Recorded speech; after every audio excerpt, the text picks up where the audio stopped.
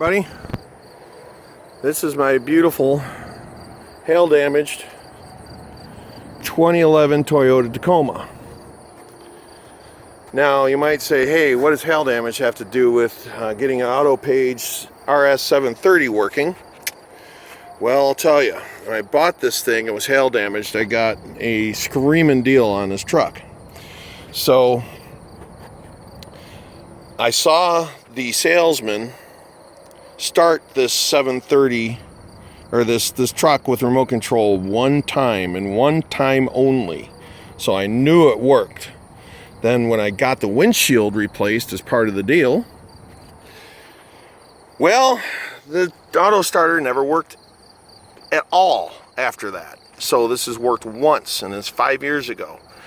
Now, so being a guy that has to have everything working, finally started digging this thing apart. Now this is how I get to my aftermarket Autopage RS 730 unit that I didn't install, nor did I even know what it was or what the auto start was. Through investigation, I found out, well, it can be installed anywhere in any model vehicle. So you've got to think to yourself, where would my programming or the valet switch be? Well, I look around in here and say, where would I put it if I was an install tech? And there's this drawer here. And I was like, well, I'll probably have it behind there. Voila. So that'll give you a good head start of where your Autopage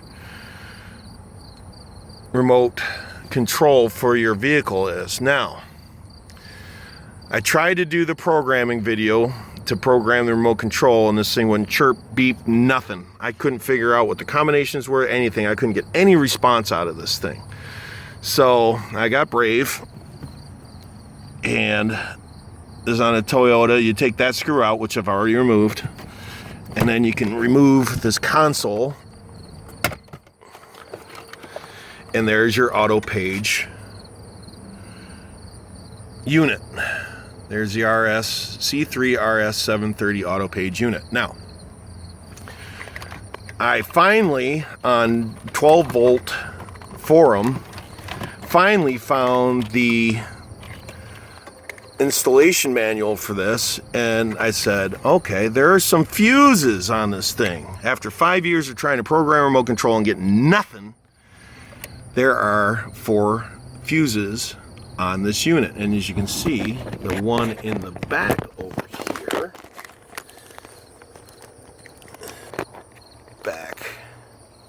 here, as you can see, was a 3 volt fuse. And as you can see on the right side of that fuse, it's blown. I'm hoping that's my problem. I have another fuse right here that says E on it. E. Actually, it's a 3. So we're going to put that into this spot, and I'm going to pause this while I do. So there, I've put that E fuse into its position there. Now, here's the thing. Don't button all this stuff up until you test your unit.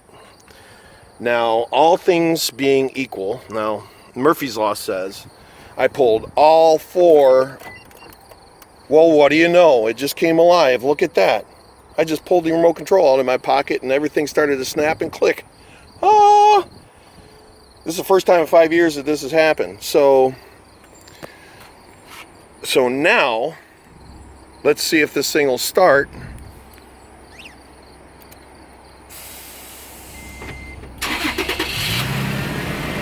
There you go.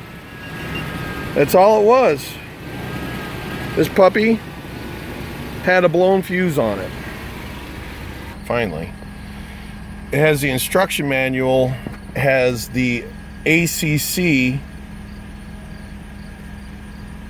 position on your in the ignition behind the on-off.